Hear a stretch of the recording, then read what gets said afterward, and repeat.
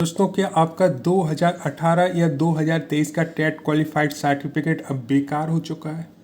क्या वाकई मध्य प्रदेश में वर्ग 2 और 3 का पूरा एग्जाम पैटर्न और सिलेबस बदल गया है?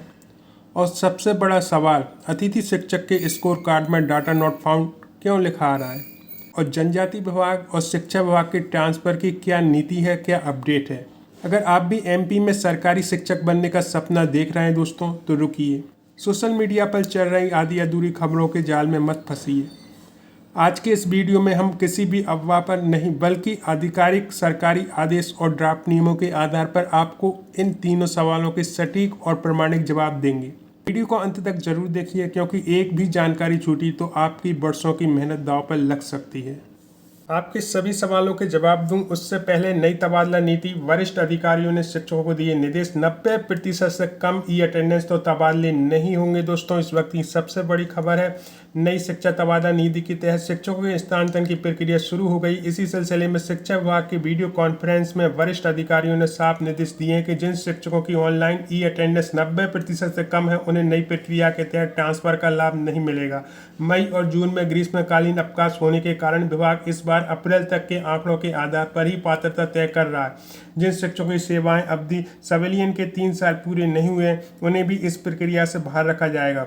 जिला शिक्षा अधिकारी के अनुसार 90% से कम ई अटेंडेंस वाले शिक्षकों की जानकारी पोर्टल पर अपडेट कराई जा रही है। दोस्तों, तो इस वक्त की सबसे बड़ी खबर है दोस्तों कि 90% ई अटेंडेंस है तभी आपके तबादले मुमकिन है, उससे कम है तो आपको तबादले से बाहर रखा जाएगा। दोस्तों, मंत्रियों के बंगले के साथ ही मंत्रालय में नजर आई भीड़। प्रदेश में तबादलों का मौसम शुरू होते ही दोस्तों 1 जून से कर्मचारियों के तबादलों से 15 दिन के लिए बैन हट गया। इसके साथ ही तबादलों का इंतजार कर रहे कर्मचारियों की सक्रियता बढ़ गई है। मंगलवार को कैबिनेट की बैठक होने के कारण अधिकतर मंत्री भोपाल में थे। मंत्रियों के बंगलों के साथ ही मंत्रालय की 5वीं मंजिल स्थित सीएम सचिवालय और मंत्रियों के कक्ष के आसपास खासी भीड़ नजर आई। कर्मचारी भाजपा नेता और विधायक के साथ मंत्रालय पहुंचे। नेता और विधायक मंत्रियों और तबादलों से संबंधित जैसे ही आदेश जारी होता है, मैं आपके पास जरूर लाऊंगा।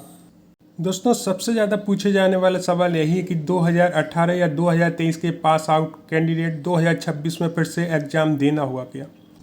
पहले सरकार ने टेट क्वालिफाइड वैलिडिटी आजीवन वैध घोषित किया था, लेकिन एमपीईएसबी की नई भर्ती नियमों के ड्राफ्ट के अनुसार अब सीधी भर्ती के लिए पात्रता परीक्षा के अंकों के आधार पर सीधे मेरिट बनाई जाएगी। 2.5 साल का यहाँ पर नया पैच। नए नियमों के मुताबिक भर्ती के लिए आपके स्कोर कार्ड की वैधता केवल 2.5 साल तक मानी जाएगी। क्या यह स्वैच्छिक है या अनिवार्य है? ये पूरी तरह स्वैच्छिक है, लेकिन व्यवहारिक रूप से अनिवार्य जैसा है। यदि आप पुराने अंकों के जैसे 2018 या 2023 के मार्क्स से संतुष्ट हैं और वह मेरिट में आने के लिए काफ़ी है, तो आपको दोबारा एग्जाम देने की ज़रूरत नहीं होगी वर्तमान नियम के अनुसार, क्योंकि आपकी जो अंक सूची है वो लाइफ टाइम वैलिड है। पात्रता परीक्षा की अंक सूची लाइफ टाइम वैलिड है, लेकिन अगर आप अपनी मेरिट रैंक सुधारना चाहते हैं तो आपको नए नियमों के तहत परीक्षा में बैठना, अपना स्कोर कार्ड अपडेट करना ही होगा। दोस्तों, साथ ही दोस्तों, हाल ही में सुप्रीम कोर्ट ने इन सर्विस शिक्षकों के लिए टेट पास करने की अंतिम समय सीमा बढ़ाकर 31 अगस्त 2028 कर दी है, जिससे ये साफ हो जाता है कि गुणवत्ता से कोई समझौता नहीं होगा। अब मैं आपके सवाल का सीधा जवाब दूं कि हमने 2018 या 2023 की पात्रता परीक्षा क्लियर कर रखी है, तो क्या हमें एग्जाम की तैयारी करनी चाहिए? क्या हमारी जो अंक सूची है वो वैलिड रहेगी? वर्तमान के नियम अनुसार आपकी मार्कशीट वैलिड है, पात्रता परीक्षा आजीवन के लिए मान्य है।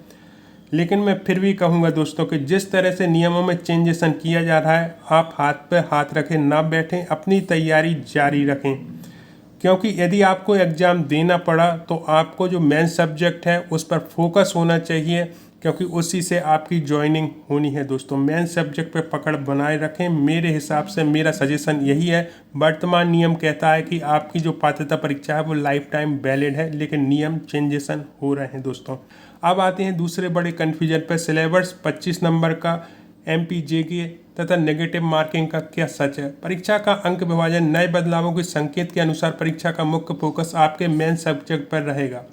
परीक्षा का कुल भार 100 या 150 हो सकता है, जिसमें दोस्तों पेडागोजी और एमपीजीके की बात करें तो लोगों के मन में डर है, क्या केवल सब्जेक्ट आएगा? जी नहीं, बाल विकास शिक्षा शास्त्र एक अनिवार्य अंग होता है दोस्तों आपकी शिक्षक भर्ती का। इसके अलावा मध्य प्रदेश सामान्य ज्ञान, के प्रश्न भी जोड़े जा सकते हैं। पीछे तर्क ये दिया जा रहा है कि अभ्यर्थी को प्राथमिकता मिल सके, क्योंकि जो मध्य प्रदेश के मूल निवासी हैं मध्य प्रदेश के ज़्यादा अच्छी जानकारी होती है।